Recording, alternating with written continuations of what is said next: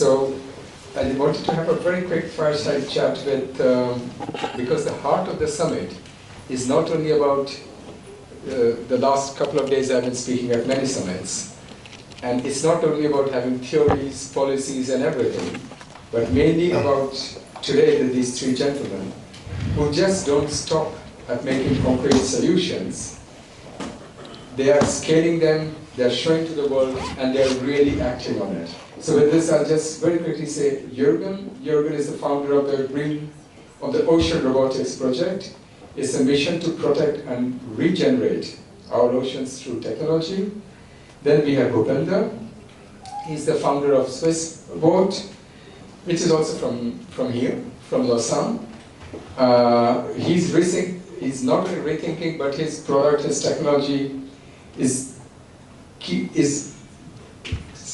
keeping the data and using very, very low energy. It's a data storage system using one of the lowest energies that I can think of. And Saurabh, he's the founder of Soitec, also from here, who is turning sunlight into hydrogen, electricity, and heat with groundbreaking efficiency. And to make it, all three of them are highly profitable businesses. And we have had the privilege of knowing them, so I'll try to be very fast. So Jürgen, you could have chosen any path, and I know that you have been active since many, many years with many different projects.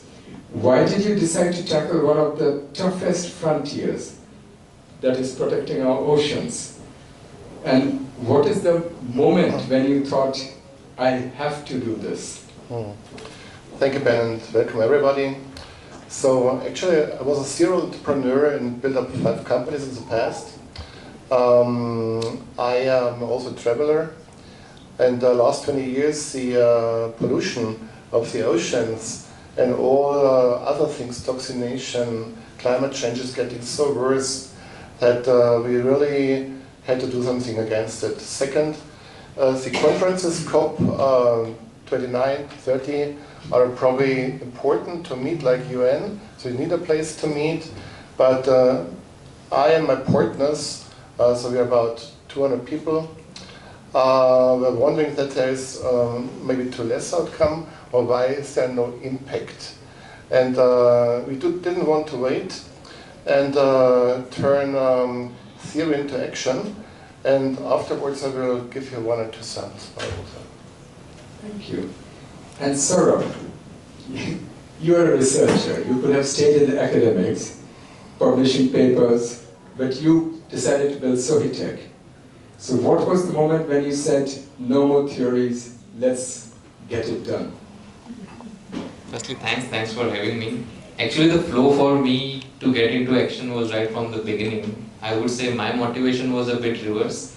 Growing up in the suburbs of India, as some of the people who may be familiar would know, energy is a challenge. Not only there, even in other parts. So I was always fascinated by basically finding a long-term sustainable solution to this problem. Went into electrical engineering, did that, was working on some fancy plasmonic solar cells, but then realized, ultimately just producing electricity or energy is not the problem, storing that is also a problem. And eventually, as we know, conventional fossil fuels are the major source of energy provision basically in the world. So you need to create something which can replace them. And that was my motivation, basically to then build up my toolkit to be able to create an impact and basically an act. That's why I decided to do my doctorate here at EPFL. Of course, luckily it happened that I invented this core technology of artificial photosynthesis, which is as simple as mimicking trees to produce fuels like basically plants do. And eventually since then, we have been working on deploying that solution and really planting. I think earlier in the last session, Ms. Sweta just said, plant more seeds. We are literally planting more artificial trees to create an impact and put this into action. And which is very interesting, because I was a couple of months back with Dr. Michio Kaku, who is quite well known, and he said, quantum computers, we think we are new, but it has always existed in nature, and that is photosynthesis. Okay. So, and Bhupinder, with this I go to you. So you have been in the borderline between entrepreneurship and science. And when was this aha moment when you thought, I have to do something with energy storage or data storage. And were you before that, when we came with the AI, that AI and all the other things are going to need massive data storage, or you were at the time when the AI came out, okay, I have to have a solution with using low energy? Well, first of all, thank you also, like the panel, for inviting me, and good evening, everyone. So to answer your question, we were way before AI thinking about these things, but it just happened that AI needed something that was very fast. And when you do AI, you need data. And when you have data, you need to have data storage.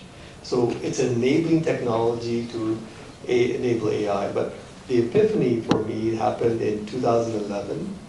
So before that, I was a molecular oncologist. I trained in medical centers. And I was in the same group that sequenced the first human genome. And basically, I never thought about your genome as being something that was your most private data as something until 2011. When one of my colleagues said, I can tell someone's last name just by looking at the DNA sequence. And I was asking people in 2009 at conferences to share your genome data so we can line up all the lung cancers and figure out what's driving it. And in 2011, he told me, I can tell someone's last name just by looking at the DNA sequence. And that, I can tell you, is basically, it was the epiphany where I said, we've been complaining about how much Facebook takes all of our data and how much it can use to manipulate us. But your genome is your most private data on the planet. It tells everything about you, your hair color, eye color, what diseases you're going to get. But it doesn't belong to you. It belongs also to your family members, to your children, to your future descendants. And if I'm denied life insurance because I have a marker for some disease like prostate cancer, so will all my descendants. And the epiphany in 2011 was, wait a minute, I've been asking people to share their genome data, and I started going around conferences, don't ever share this data, ever. Because your data is fundamental to liberty, your life liberties and your family's liberties. So, and I started looking for a solution that would allow for 100-year data storage. That's the lifetime of a baby born today. And there wasn't anything out there. In fact, I was at Novartis at the time in Basel. And Novartis, the new CIO, said, we're going to go to the cloud. And I said, well, that is the worst solution for this type of data. And then I started to look for solutions. And about 2015, I came up with an idea for modular storage. And I started playing around with this. And then 2018 was when we formed the company to really launch this idea. Wow. And just with the genome, I came up with this thing that I always wondered how a genome or a cell can have so much data, like you yourself mentioned, in the womb of the mother already to know what color your hair is going to be and your eyes are going to be. It's impossible to comprehend so much data in so little. Well, I was what I call it, agnostic or an atheist, and I used to read all the books about physics and how I could explain things. But when I got deeper and deeper, I became extremely spiritual, because you're right, the complexity of all this, that what we is in our biology is hard to explain. And there are layers and layers that we will never see, and probably in my lifetime, which makes me really sad. But yes, you're quite right. It is the physicist, I forgot, it was the one who created hydrogen bomb, not the atom bomb, the hydrogen bomb. I forgot his name. He mentioned that as a physicist, when you start from the top of the glass, you're an atheist. But when you go through the whole knowledge, and when you reach the bottom of the glass, you find God. Yes. So I think I'm on my search as well. Yeah, so Jürgen, the ocean is so vast, and politically it's a mess. But still, and robotics or technology is not cheap. Still, you decided to go into that sector using technology. So how scalable is it, the solution you're providing? So overall, we have now 7 subsidiaries, 7 own units, and ocean pollution is only one of it. What we decided is to make a real impact.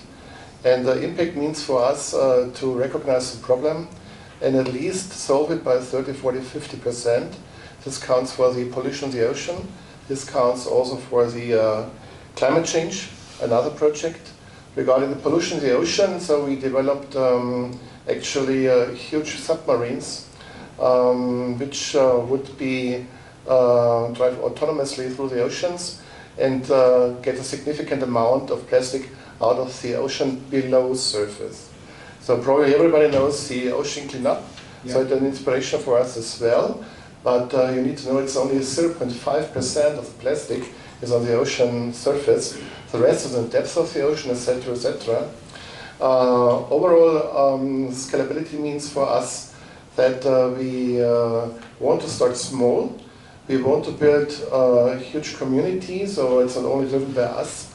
So we are a community of entrepreneurs, decided to spend our money. So I sold my company with 760 people a few years ago, which is one of the foundation of our financial part to be able to do it. And what we need is, of course, to be scalable for small to mid to big investors.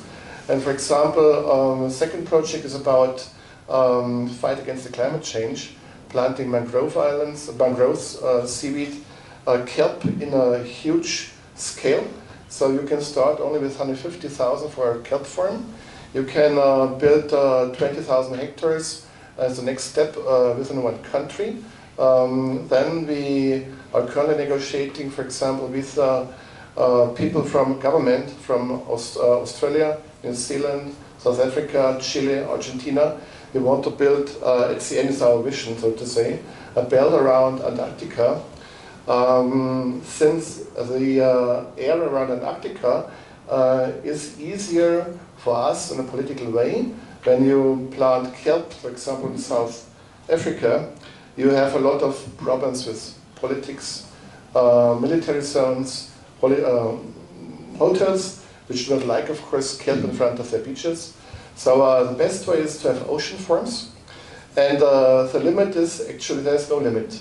So we are now in contact with about 12, 13 universities, and the theoretical potential around the belt of Antarctica is to absorb 5 to 7 billion tons of carbon dioxide. Just to give you an idea, there's a big project in Iceland, an industrial project to get carbon dioxide out of the air. They spent 800 million last years with European Union money, and the outcome was a few thousand per year, last year 105 tons. And only our pilot absorbed about 1.5 million. And we can do this with social impact. Only in Namibia we are hiring about 600 to 800 unemployed people without job, because we can train them easily. And for us it's important to get the empathy of the various people. Otherwise you can't go there with a robot and nobody is hired. So you have to find the sympathy of them, and not enough. So for the real small investors, pupils and students, we are doing now our first pilot project where we build up an ocean farm with kelp, with a digital twin. So the whole area, actually the whole world, we have a software which divided the whole Earth into 20,000 sectors. And one sector can be sold as an NFT, non-fungible token. So students can buy it, and on the only one token, there are about 16 kelp trees producing 2 or 3 tons. And it's the first NFT which is profitable. And that's an important part. So we actually, in a sad story, in Eastern Africa, we had to stop all our classic NGO projects because we got 0 investors. When we have now our kelp project, is something where we have a contribution margin of 60, 70, over 100%, depending on the country. Now we have a row of investors which are interested in, so it's always about money, but it is how it is. So we have to do this, what we can do now, and look for the other projects later on. Exactly. Yeah. And Saurabh, this was, I think, more than 10 years ago or something. I read this book, Hydrogen Economy. But everybody you talk about finds hydrogen too expensive, or it is too complicated. So they always try to push. So how do you convince people or policymakers that hydrogen is not for 2050 or something far away, but it can already be done in 2025? Firstly, I would like to comment on the statement or the question which you just asked, that some people say the hydrogen is too expensive for, let's say, future. Yeah. I think there are two things here. Firstly, hydrogen exists everywhere, right? And hydrogen has been used in its free form since decades or even centuries. For example, the steel is processed with hydrogen, the sapphire glass of your watch is processed with hydrogen, the semiconductors in our phones, laptops are processed in somewhere with hydrogen, the food we ate during lunch, the oil was hydrogenated with hydrogen, the car we are driving, the crude oil is refined with hydrogen. You're definitely in love with hydrogen, that I noticed. No, because the comment was strong that it's futuristic. It's not. It's technically very old fuel. Just that it is produced using fossil fuels itself. So that's what is new now, that people want to produce hydrogen in a clean way. And when you produce it in a clean way, rather than using hydrogen to refine the crude oil and use the oil to drive your car or power your industries, you can directly use hydrogen itself as the fuel. And that people are saying is slightly futuristic. To some extent I do agree with that, but I think right now what we should focus on, and that's where we convince policymakers or decision makers to do, is the use of hydrogen already is very vast in our daily lives. First we should decarbonize that. Grey hydrogen itself is produced in huge quantities already. First we have to convert that part into green part. So there is no question of, okay, where hydrogen should be used in a new way. No, wherever it's used already, let's make it green. The second question could be, there are new avenues where hydrogen could be used where it was not used earlier. For example, powering your car. But yes, it would take time, because changing to a new fuel needs entire ecosystem. It's not about I give you the car, next day you would ask where is hydrogen and where is the fueling station, right? So those things definitely would take time. Changing conventional fossil fuels to hydrogen would slowly happen, but wherever hydrogen was already used, even that is grey or that is polluting today, and that should be the first step technically to build the entire green hydrogen ecosystem. That would be first. The second is, of course, cost matters, right? I mean, we can talk about green premium, we can talk about sustainability, but for industries, economics are the key criteria. If you put a carbon tax, then they would worry about that. If you don't put, there are certain geographies there is no carbon tax. They don't think about any sustainability aspect, right? So it is inherently related to the economics. Green hydrogen as of today, without so high-tech solution, is expensive. Yeah. So that statement is actually true. And that's where so high-tech comes into picture, or we come into picture, right? So our solution is firstly very simple. Photosynthesis is quite complicated, but it's very simple to understand. You have sunlight, you have water, you produce your energy and oxygen, right? That's what exactly we do. Yeah. We do artificial tree conserve, we use sunlight, water locally available, and we produce the fuel, green hydrogen, directly locally and in a cost-effective manner. And cost-effectiveness means you have to be competitive with the so-called fossil fuel-based hydrogen price, which we can provide. Then there is no question of convincing anyone, do you want our hydrogen? Of course, it's greener and it's the cost parity. And that's where basically hydrogen will make a dent in the coming decarbonization. And Bhupinder, if I would look around, I would say that the perception is that the data storage is something for the big boys. The big companies. We have together also had the meeting with the Microsoft AI head and all that. Data storage is a big boys game. You are combining that with sustainability. So how are you going to tell it to the investors? What makes you so special to play with the big boys? Good question. And I have to unpack it a little bit. But data is really the currency for which we all operate now. It's basically everything's being digitalized. So those who are not in the data economy are basically left in the way. And so it's important that when we look at emerging economies, that we give them the tools that they can also participate in the data economy. So it's quite right that the hyperscalers, Microsoft, AWS, all those, have usurped a lot of data. The data in the world is not uniform. It's basically very asymmetrically owned by some of these big players. And what we're trying to do is give back that ownership. And so for us, the sustainability was really the key. By driving this discussion saying, every time you send an email with an attachment, it's the same carbon footprint as a small plastic bag. and educating people about how dirty data is, you know, how much energy it's using, I was able to carve out a space for ourselves. And that was our blue ocean, as you know, blue ocean, red ocean. Our blue ocean was saying we're the most sustainable. Where everybody else was going was basically saying we want the Lamborghini of solutions, very fast things. But we were going towards the Volvo, sort of more reliable systems and trying to push that in the economy. And it took many years for us, but we got an audience because now there's just not enough energy to drive data. Many people are waiting. You can build a building, but you have to wait 5 years to get an electricity permit in the US in places. And but basically, in our case, we're pushing towards the edge. So we are putting something that's for 1 kilowatt or 10 kilowatts, something that can outperform something that would usually be 100 kilowatts, 10x energy efficiencies. And we do that by reducing the energy consumption, building software that basically is intelligent to manage it, and reducing the size, weight, and power or noise of the system so you can bring it, install in the office, that kind of stuff. So, I know I can keep going on, but I'm so surprised that Yeah. most of us are so unaware that sending an email costs so much energy. I mean, we send emails in mass. Yeah, millions of emails. So my next question to you would be, if you are so much, if every data is so heavy energy footprint, so what is your scaling vision? And if you have such a scaling vision, who would be the guys? So all the universities, all the technical academics, they should all be coming, knocking at your door. Indeed. So basically, I'm pushing toward the edge.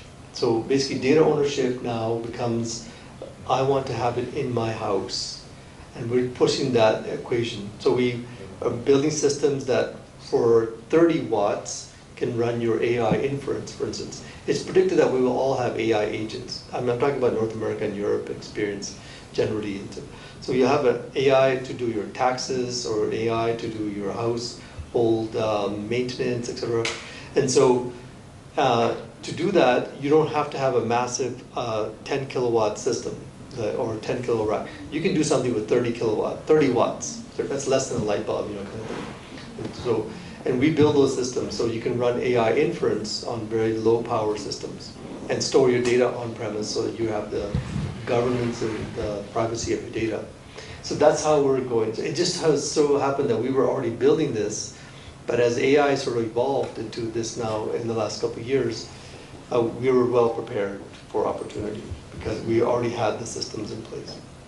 I would then ask the same to Saurabh, that you are producing hydrogen, electricity, and heat just from the sun.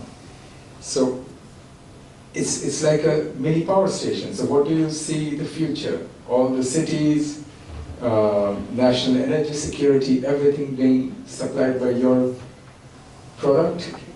Exactly, indeed. So you are solving the ultimate problem with energy, as I started my, let's say, first answer with, was storage, right? If you have hydrogen, which is a fuel, you can store it for days, months, seasons, or years. Electricity you cannot. It's not viable to store for that long amount of time. The only viable solution is either a fuel or pumped hydro, which Switzerland does a lot of. Basically, you can store it for a long time. So, and inherently, if you are literally mimicking a tree, and our system is actually like an artificial tree, it's also very scalable and modular, right? You can power the entire EHL building.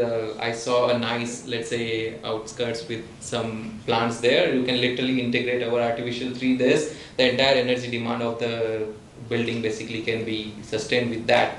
Not only electricity, when it's going to be, there is no sunlight anyway today, even during that time. Are you listening to this? Even during that time we can provide heating, we can provide. That's one solution, of course. But we are going there. Ultimately, our initial aim is basically to start with direct use of hydrogen, as I initially conveyed to you, which is industry, decarbonizing them directly. Then slowly going towards energy storage or electric storage use cases like microgrids or powering remote communities, entire buildings basically for electricity production and storage needs, and then eventually towards transportation. All this, the new use cases, as I said initially, would take time. It's not only about economics. I mean, I can provide hydrogen at a cost parity much better than diesel today, right? We can produce at that, yes, but where are the cars and where are the fueling stations? Even if I create one, people will not buy, right? Because you have to create maybe hundreds just around Lausanne. I have one of your trees at my home that it fills my car. Indeed, and that's our ultimate aim, right? Our trees can be literally be deployed for each houses, each villas, and each, let's say, apartment buildings. They can produce their own fuel in terms of hydrogen. They can produce electricity. They can store energy in terms of hydrogen, and they can also get heat energy. So it's very versatile. And if I produce extra, I can sell it to Saurabh for his data center. Definitely. Oh, perfect. And Jürgen, you have been speaking about the 30 by 30. So that means protecting 30% of the ocean by 2030. What does it look like? Hundreds of robots, all the governments working together, all the global alliance. How do you see the future? So regarding the ocean, we would need about 800 of our submarines, which is currently not financeable by our company. So we need just 800. 800 for the whole. Yeah, I mean, we talk about now 170 million tons of plastic. We talk about 300-400 million tons, so it's still going up in 20-30 years. Yeah. There will be more plastics than fish. And actually, this is one of the toughest challenges we have. And the opposite alternative would be, imagine all nuclear submarines would be used for this purpose to get the plastic out of it, then we could be much, much faster. So maybe it's worth to introduce this to the United Nations.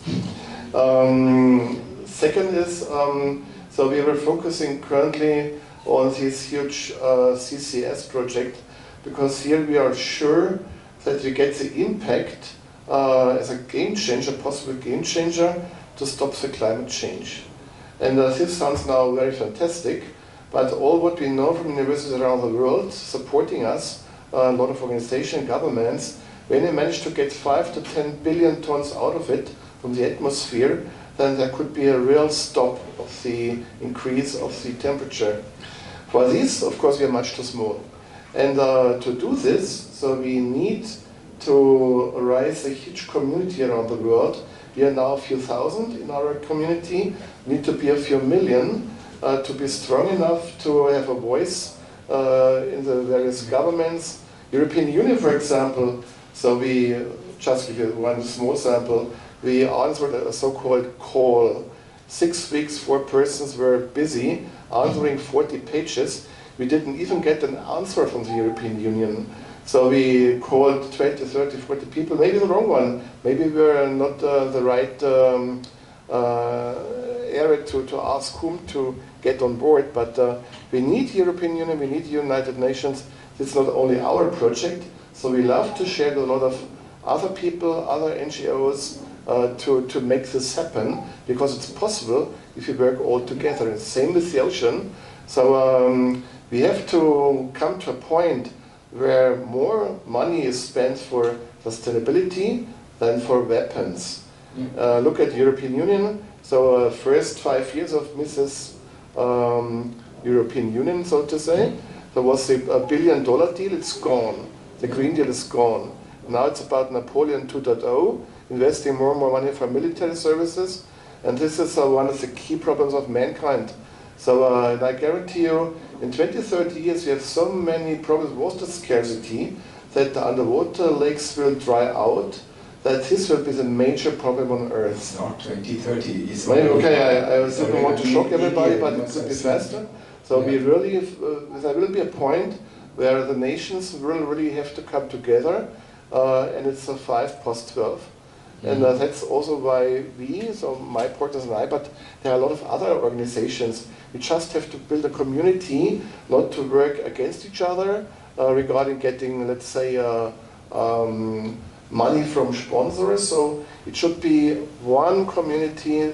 The more we are, the better we are, the more strong we are, I guess. No, that's why you're absolutely in the right place. I mean, you're being recorded, the whole SIIA, the audience, everybody is now hearing about it. So Okay, I'm recorded. Yeah, wow. yeah, and it's all going, and SIIA, Wow. EIB or Europe, they are all part of the community.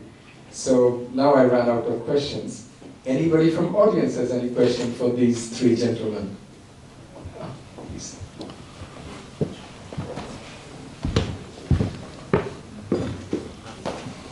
Thank you very much. My name is Krill. I'm from the organization Bioplastic, and my question goes to Jürgen. So when I was 21, I was living in California for half a year, and I feel so much respect for what you do because I also feel very connected to the ocean, and I also want to protect it. That's what we basically do at the moment. So my solution to the problem was always cleaning up the ocean, cleaning up the beach, right? And I met a marine biologist, her name was Rachel, and she asked me if I wanted to come to an event from Alison Till, which is an activist for plastic, in a Patagonia store. And then I said, yeah, of course, I'm curious. So I went there, and there were around 70 people, and Alison walks in, she was around 40, 50, and she didn't even introduce herself. She just said, the most stupid thing that we as humans can do are beach cleanups and trying to clean up the ocean. And I was shocked. I was like, how can you say that? I mean, that's the solution, right? So she came up with this example, maybe you know it. Imagine you're coming home to your apartment, right? And there's everywhere water. You completely forgot to turn off the source. So the first thing you do to solve the problem is you turn off the source, and then you start to clean up the apartment. And cleaning up the ocean would be the same if you would come home with a little coffee spoon, trying to solve the problem, while actually the water, the plastic is still running into the ocean like crazy. Much, much more that you can get out with your little spoon or with your drones or whatever you have, or submarines, right? Yeah. So what's your perspective on that? So I fully agree. Actually, it would be much better to stop plastic coming to the ocean. And because we do not have the money right now for the 800 submarines, we make now river barriers on the most important rivers together with other NGOs or other organizations to stop the flow of plastic into the ocean. There are about 20 rivers around the world which are causing the biggest amount of avalanche of plastic. Even better would be to have now plastic based on seaweed which is gone after half a year because it has a biological structure, whatever, so it's no longer existing. The problem is, however, that the plastic, the 117 million, are already now in the ocean. And we have to try, first of course, to stop this. And it's also a political thing where we have little influence as our company. We are too small, we are political, not very